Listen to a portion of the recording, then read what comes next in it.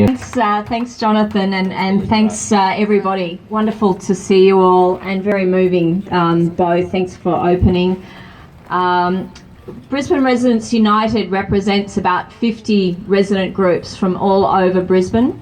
We're also strongly connected with around 200 other groups from across southeast Queensland.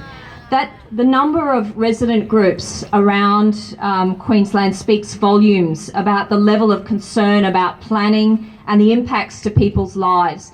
Clearly, government and private industry is not listening to the people.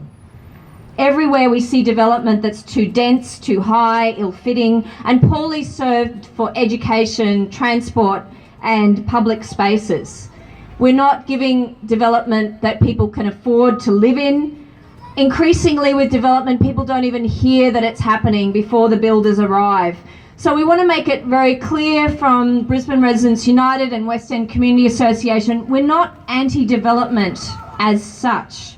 We are calling for quality development in the right places to serve all of the people, not just some of them, and for us to protect the things that matter in our lives, the open spaces, the bushlands, suburbs and heritage. Good planning, good development comes from good planning. It doesn't just happen by chance. And Brisbane deserves better planning. At the moment, the outcomes we're getting is because certain people want certain things to happen. This is a direct, and so we need to push back to get the kind of quality development that we want. We have been shut out from decision making for far too long is a lot of the problems that we see things, and we really need a place at the table at the decision making, and for government to know that we the people want what we want for our lives and our needs. A new planning bill has just passed through state parliament during this week, and from my point of view as a community association leader, it's a huge disappointment.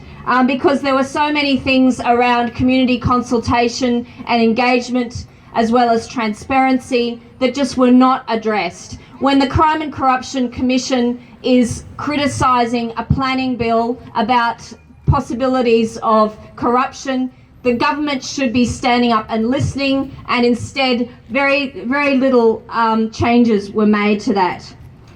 So we need to have a meaningful input to get best outcomes for our lives. People have a right to know if development is planned next to them. They have a right to the say about that development, and particularly when it's going to severely compromise their lives. What we see is that the development here on the ABSO site clearly does not have a social licence. Otherwise, we would not be here.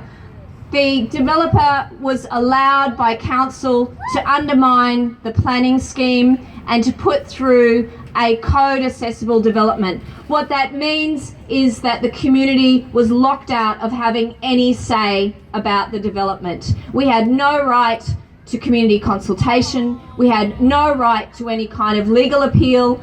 And when we did appeal to the state government, we put out a petition with over 1,700 signatures asking for the state government, for our Deputy Premier and local MP Jackie Trad, to call it in conditionally, not completely, just to call in the stage 1 that had been approved so that the overall master plan would be put forward first.